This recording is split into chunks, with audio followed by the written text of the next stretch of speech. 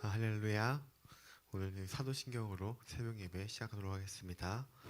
전능하사 천지를 만드신 하나님 아버지를 내가 믿사오며 그 외아들 우리 주 예수 그리스도를 믿사오니 이는 성령으로 잉태하사 동정녀 마리아에게 나시고 본디오 빌라도에게 고난을 받으사 십자가에 못 박혀 죽으시고 장사한 지 사흘 만에 죽은 자 가운데서 다시 살아나시며 하늘에 오르사 전능하신 하나님 우편에 앉아 계시다가 저희로서 산자와 죽은 자를 심판하러 오시리라. 성령을 믿사오며 거룩 성도가 서로 교통하는 것과 죄를 사하여 주시는 것과 몸이 다시 사는 것과 영원히 사는 것을 믿사옵나이다. 아멘. 하나님 감사합니다. 하나님 오늘도 저희들 새벽을 깨워주시고 강단에 나와서 하나님과 함께 기도로 예배로 말씀으로 함께 하시며 감사합니다. 하나님 오늘 말씀 가운데 오늘 저희들이 살아갈 힘과 그리고 길 인도해 주시었고 합당한 말씀을 부어 주셔서 저희들이 주님을 의지하고 주님의 말씀대로 살아갈 수 있는 그러한 아버지 길을 인도하여 주시옵소서. 이 시간을 온전히 주관하여 주시옵고 이 모든 말씀 예수 그리스도의 이름으로 기도드립니다. 아멘. 우리 찬송가 204장 찬양 드리겠습니다. 찬송가 204장 주의 말씀 듣고서 찬양하시겠습니다. 주의 말씀 듣고서 준행하는 자는 반석 위에 터닫고 집을 지음 같아 비가 오고 물나며 바람 부딪혀도 반석 위에 세운 집 무너지지 않네. 잘 짓고 잘 짓세 우리 집 잘 짓세 만세 반석 위에다 우리 집 잘 짓세 주의 말씀 듣고도 행치 않는 자는 모래 위에 터닫고 집을 지음 같아 비가 오고 물나며 바람 부딪힐 때 모래 위에 세운 집 크게 무너지네. 잘 짓고 잘 짓세 우리 집 잘 짓세 만세 반석 위에다 우리 집 잘 짓세 세상 모든 사람들 집을 짓는 자니 반석 위가 아니면 모래 위에 짓네. 우리 구주 오셔서 지은 상을 줄 때 세운 공로 따라서 영영상 벌 주리. 잘 짓고 잘 짓세 우리 집 잘 짓세 만세 반석 위에다 우리 집 잘 짓세. 아멘. 세상 모든 사람들은 집을 짓는 자니 반석 위가 아니면 모래 위에 짓네. 이게 새벽에 이 강단에 오셔서 말씀을 듣고 기도를 하는 우리들은 반석 위에 집을 짓는 사람들입니다. 우리가 집을 든든히 지어서 이 세상에 사탄 마귀 공격 가운데 승리하는 하루가 되기를 주님의 이름으로 소망합니다. 오늘 함께 나눌 말씀은 출애굽기 1장 1절부터 17절 말씀인데요. 일주일간 출애굽기를 통하여서 우리 하나님을 만나볼 텐데 오늘은 약속을 지키시는 하나님이라는 주제로 말씀을 나누겠습니다. 그래서 우리가 일주일간 하나님을 만나면서 하나님이 어떻게 말씀을 지키시고 그리고 우리 하나님의 말씀을 약속을 지키기 위해서 어떻게 하는지를 나누는 시간을 갖도록 하겠습니다. 그래서 1절부터 16절까지는 교독으로 읽고 17절을 합독하도록 하겠습니다. 제가 먼저 읽겠습니다. 야곱과 함께 각각 자기 가족을 데리고 애굽에 이른 이스라엘 아들들의 이름은 이러하니 이사갈과 스불론과 베냐민과 야곱의 허리에서 나온 사람이 모두 70이요 요셉은 애굽에 있었더라. 이스라엘 자손은 생육하고 불어나 번성하고 매우 강하여 온 땅에 가득하게 되었더라. 그가 그 백성에게 이르되 이 백성 이스라엘 자손이 우리보다 많고 강하도다.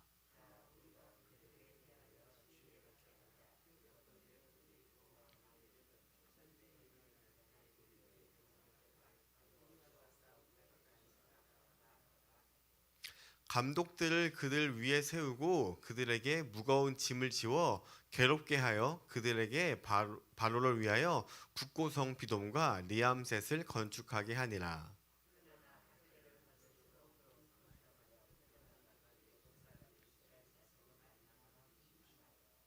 이스라엘 자손에게 이를 엄하게 시켜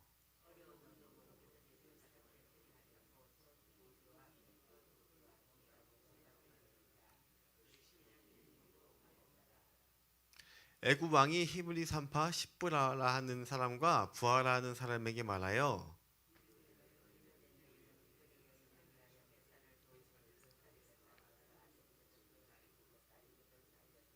같이 읽겠습니다. 그러나 산파들이 하나님을 두려워하여 애굽 왕의 명령을 어기고 남자 아기들을 살린지라. 아멘. 할렐루야. 이것은 하나님의 말씀입니다. 우리가 이제 출애굽기에 대해서 나눌 건데 출애굽기의 이 히브리의 이 제목은 바로 이 쉐모트라고 하는데요. 이 쉐모트는 무슨 뜻이냐면 바로 그 이름들이라고 합니다. 그래서 우리가 지금 1장 1절부터 5절까지 이름들이 거론되고 있잖아요. 그래서 이 이름들이라는 게 히브리어의 제목이고 그리고 헬라어의 제목은 우리가 많이 알고 있는 엑소도스라는 말 들어보셨죠? 엑소도스, 탈출, 떠남, 이탈이란 뜻입니다. 그래서 이 출애굽기의 내용은 애굽에서부터 떠난 사람들 그리고 그랬을 때 이름이라는 뜻으로 얘기를 나누는데 오늘 말씀 이제 1장부터 저희 5일 동안 쭉 나눌 건데 출애굽기는 총 크게 세 가지로 구분될 수 있는데 첫 번째는 구원, 두 번째는 율법, 그리고 세 번째는 우리가 저번 주까지 나왔던 성막에 대한 것들인데요. 오늘은 그 중에서는 이 구원에 대한 이 서두를 저와 일주일 동안 나눌 것입니다. 그래서 오늘 내용은 크게 세 가지로 나누고 있는데요. 첫 번째는 1장 1절부터 7절까지의 내용인데요. 이 1장 1절부터 7절까지의 내용은 무엇이냐면 바로 이 야곱을 필두로 애굽을 이주했던 사람들의 이름과 명단이 쭉 나오고 그리고 그들이 몇 명인지를 이야기하고 있습니다. 그래서 이 12아들들을 통하여서 출애굽을 하고 그에서 살아가는 내용들이 1장부터 거론되고 있는데요. 그 5절을 보시면 이들이 이주한 수가 70명이라고 이야기하고 있어요. 그래서 야곱의 허리에서 나온 사람이 모두 70이요 요셉은 애굽에 있었더라. 그래서 처음에 출애굽했을 때의 사람들이 바로 이 70명의 사람들이 출애굽을 했는데요. 근데 이 70명이 몇 명까지 불어났냐면 근데 지금 이 70명이 어디에 거주하고 있냐면 창세기 47장 5절과 6절의 말씀을 보시면 창세기 47장 5절 6절에 바로가 요셉에게 말하여 이르되 내 아버지와 형들이 내게 왔은즉 애굽 땅에 내 앞에 있으니 땅에 좋은 곳이 내 아버지와 내 형들의 거주하게 하되 그들이 고센 땅에 거주하고 지금 이 위치가 어디냐면 고센 땅인데 고센 땅은 어떠한 땅이냐면 이 뒤에 그 땅에 좋은 곳에 거주하게 되는데 어떠한 좋은 곳이냐면은 바로 내 가축을 관리하게 하라. 여기는 목초지예요. 목초지에서 양을 치고 동물들을 기르기에 굉장히 적합한 땅인 것입니다. 농사를 짓기엔 그렇게 적합한 땅은 아니지만 가축을 먹이고 짓기에는 적합한 땅입니다. 그래서 여기서 70명의 사람을 시작으로 바로 이 히브리 사람들이 불어나는데요. 몇 명까지 불어났느냐? 출애굽할 때 몇 명이라고 얘기하냐면 출애굽기 12장 37절에 출애굽할 때 몇 명이 나왔다고 이 이스라엘 백성들의 수만 나오는데요. 출애굽기 12장 37절에 이스라엘 자손이 리암셋을 떠나 숫곳에 이르니 유아 외에 보행하는 장정이 60만 가량이요. 지금 이 시로 보면은 이 출애굽할 때까지 한 430년 정도의 시간이 흘렀는데요. 근데 지금 아직 모세가 태어난 게 전이니까 뭐 한 100년 전이라고 감안을 한다고 하더라도 굉장히 많은 숫자가 지금 불어났잖아요. 이것은 바로 하나님의 약속에 대한 성취인 것입니다. 이렇게 많이 불어났는데 하나님이 어떠한 약속을 했냐면 바로 이스라엘 아브라함에게 내 백성이 모래와 같이 많게 하겠다. 내 백성을 아주 많이 번창하게 하겠다라고 했는데 이 번창을 어디서 했느냐? 바로 이 고센 땅. 출애굽을 해서 이 고센 땅에서 했는데 그런데 이 고센 땅에서 이스라엘 사람들이 어떻게 부흥했어요? 전쟁을 한 번도 하지 않고 바로 이 애굽이라는 곳에 이 울타리 안에서 하나님께서 이스라엘 사람들을 이렇게 많이 번창시켜 주셨어요. 지금 현재에도 지금 우리나라 출산율 혹시 아시나요? 우리나라 출산율이 굉장히 심각하고 그리고 지금 뭐 0.79라고 하는데 그 중에서도 또 이 서울은 몇이냐면 0.59래 0.59. 출산율이 적어도 2가 돼야 본전이잖아요. 그래서 막 제가 이제 출산율에 대해서 막 보니까 저기 그 다른 나라에서 한국을 대상으로 가장 빨리 멸망하는 나라가 어디인가를 연구했을 때 어디가 나왔냐면은 30년 후에 대한민국 사람이 없어진다는 그런 통계. 물론 그게 그렇게 되진 않겠지만 이 출산율을 가지고 쭉 분석을 하면 그렇게 없어진다고 해요. 그런데 이스라엘 사람들은 지금 430년 동안 70명에서 60만 명에 되는 그 어마어마한 사람들을 하나님께서 붙여주셨습니다. 그런데 이것이 어떻게 붙여줬냐면 단 한 번의 전쟁을 하지도 않고 다툼도 없이 그냥 그 애굽이라는 그 강대한 나라의 품 안에서 아주 잘 이렇게 번성하고 늘어난 것입니다. 왜냐하면 하나님의 약속의 성취를 이루어갔던 것입니다. 그런데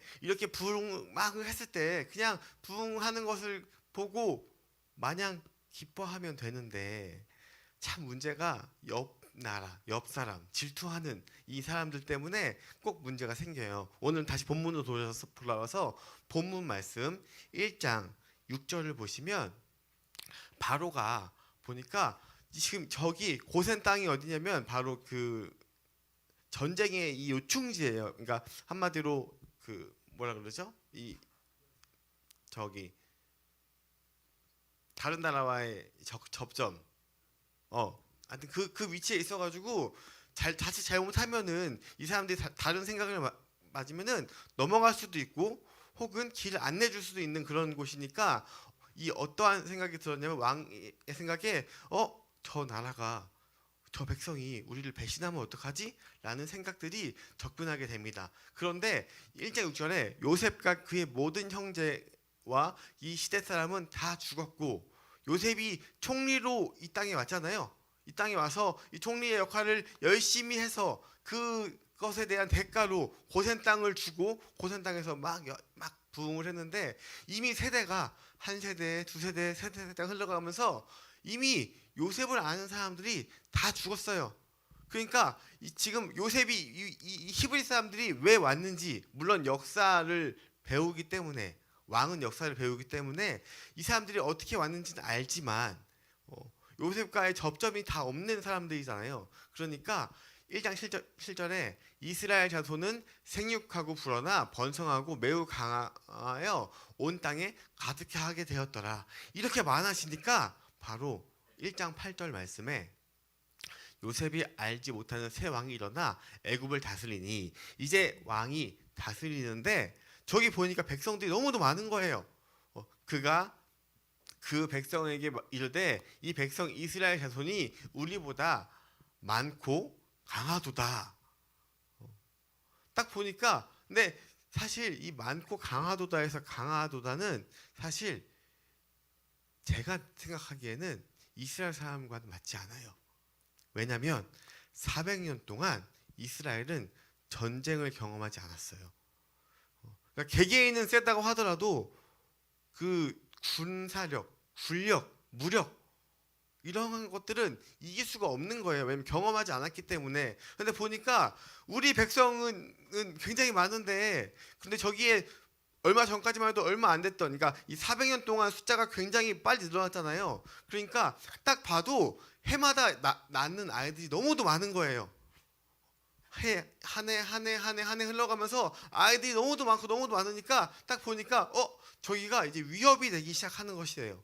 그러니까 10절에 뭐라고 말을 하냐면 자 우리가 그들에게 대하여 지혜롭게 하자. 이제 지혜를 짰는데 어떤 지혜를 짜냐면 두렵건대 그들이 더 많게 되면 전쟁이 일어날 때에 우리의 대적과 합하여 우리와 싸우고 이 땅에서 나갈까 하노라. 이들이 지금 있는 위치가 어디라고 했어요? 경계선이라고 그랬죠. 그러니까 자칫하면 저 나라로 넘어갈 수도 있고 혹은 우리 지금 이 전쟁을 어디서 많이 하고 있냐면 이 고센 땅에 있는 접점과 반대와 지금 계속 싸우고 있었거든요. 그러니까 여기서 병력을 지금 뒤쪽에 집중하고 있는데 지금 이 히브리 사람들이 오면은 다 쳐들어가면 질 수밖에 없잖아요. 그러니까 그러한 두려움 때문에 뭘 짰냐면 지혜를 짰다고요. 지혜. 근데 우리가 말하는 지혜는 뭐예요? 우리가 생각하는 지혜는 어떻게 하면 더 좋을까? 어떻게 하면 더 우리가 나아질까? 어떻게 하면 더 우리가 좋은 방향으로 나아갈까를 쓰는데 근데 여기서 쓰는 지혜는 뭐냐면 어떻게 하면 저 히브리 족속이 번성하지 못하게 할까? 어떻게 하면 우리를 치지 못하게 할까라는 말로 달콤한 말로 지금 사탄이 지금 들어오고 있는 거예요. 그래서 쳐서 어떻게 할까 하고 제가 고민을 하다가 11절에 방법을 선택하는데 감독들을 그들 위에 세우고 그들에게 무거운 짐을 지워 괴롭게 하여서 그들을 바로를 위하여 국고성 비돔과 리암셋을 건축하게 하니라. 그러니까 왕이 생각한 방법은 뭐냐면 이들이 지금 싸우지도 않고 평화롭게 있으니까 점점 번성하는 거야. 그러니까 이들을 굉장히 힘들게 하여서 이들이 아무것도 하지 못하고 일만 하고 그냥 푹푹 쓰러지게끔 만들어야겠다라는 이 계략을 지혜라는 말로 사용하여서 지금 지혜를 짜서 이야기한 것입니다. 근데 12절에 그러나 학대를 받을수록 더욱 번성하여 요즘에 드라마 중에서 굉장히 유행하는 드라마가 있어요. 어떤 드라마냐면 더 글로리라고 들어보셨나요? 이 내용이 사실 그렇게 좋은 내용은 아니에요. 이렇게 학교 폭력을 당한 고등학생이 이것을 가지고 나중에 복수를 하기 위해서 하는 복수극인데 그런데 그렇게 학대를 당했을 때 저는 그 드라마를 봤는데 너무 유행이고 이러니까 청년들과 이제 소통하려면 그런 것도 봐야 되거든요. 봤는데 거기서 막 괴롭히니까 그 주인공이 어떻게 하냐면 옥상에 올라가서 난간에서 서 있다가 차마 자기가 죽지 못하고 내려와요.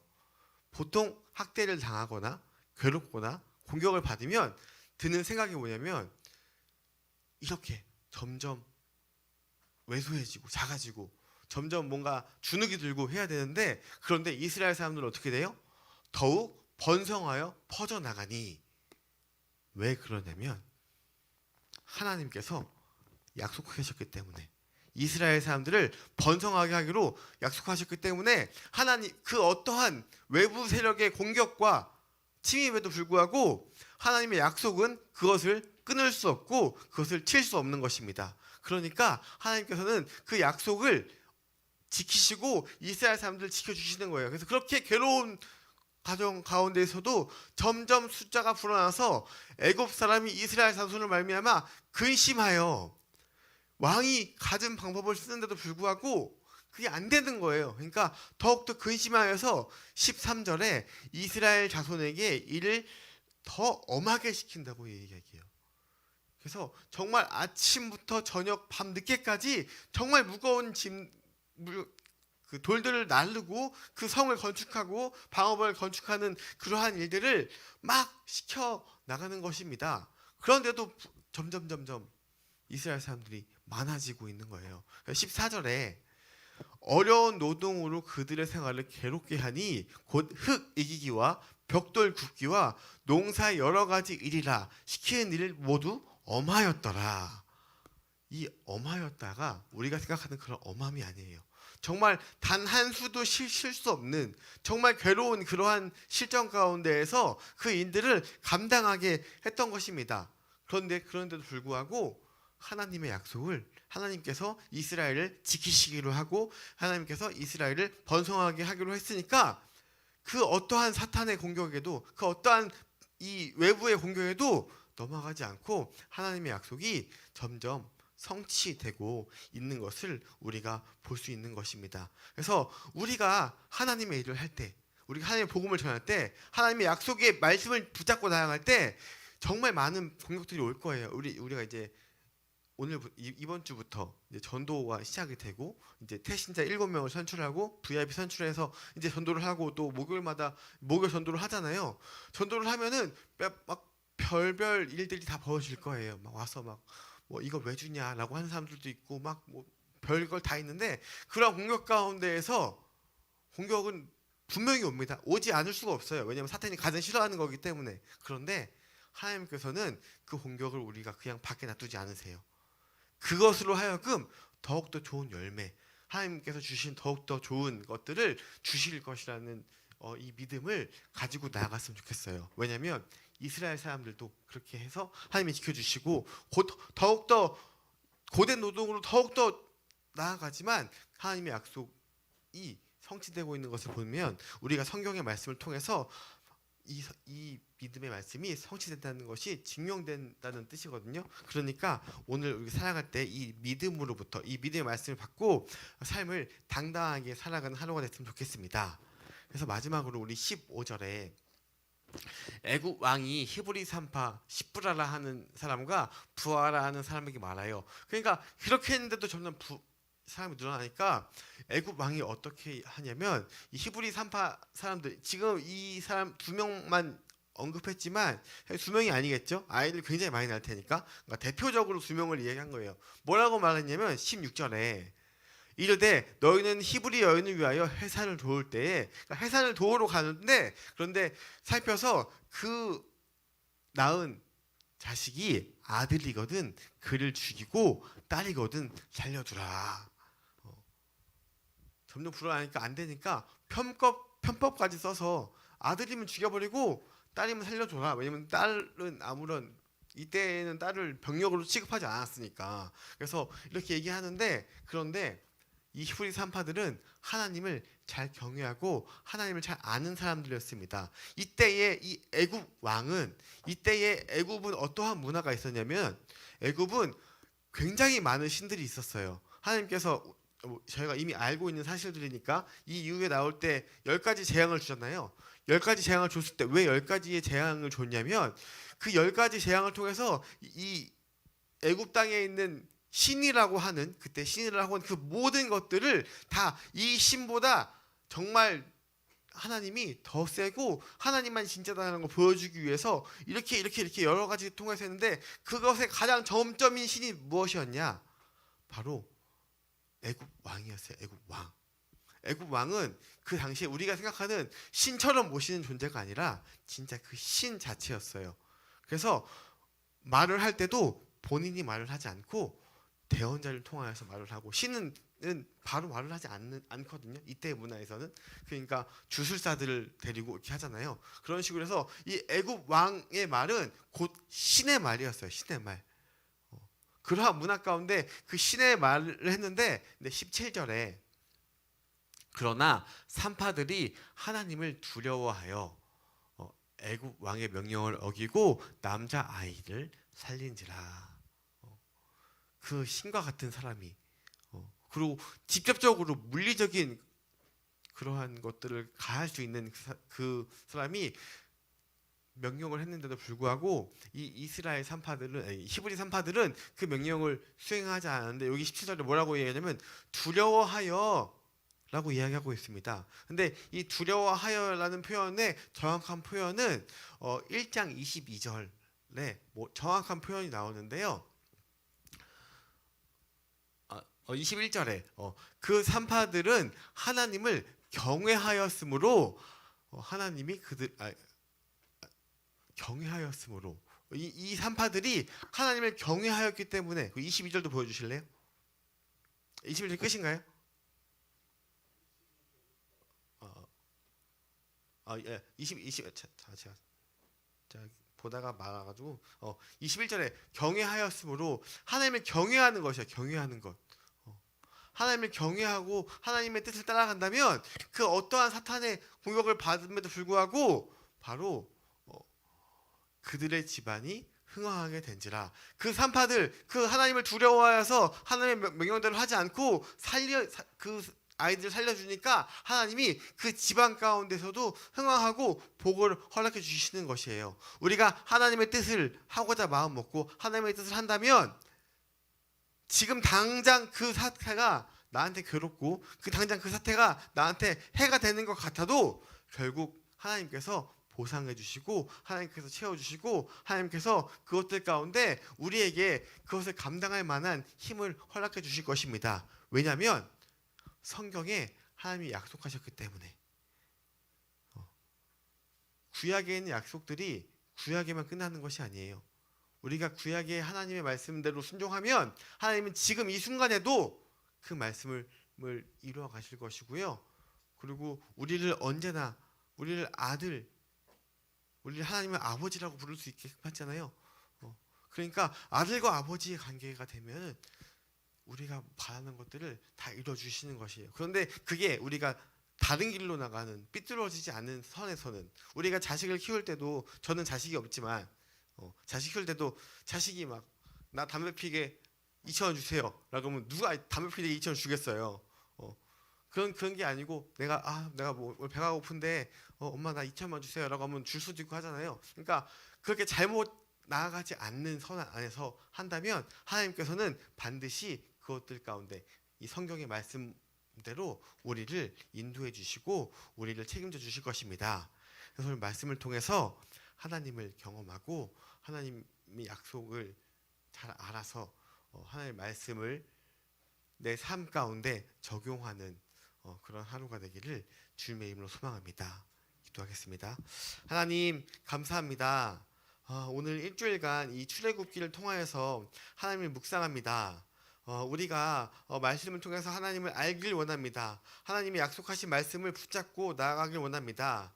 하나님 우리가 이 세상에서 그 갖은 핍박을 당할지라도 압제를 당할지라도 하나님이 우리와 함께 하시면 이러한 일들이 우리의 삶에 아무런 영향이 끼칠 수 없다는 것을 출애굽기 말씀을 통하여서 우리 깨달았습니다.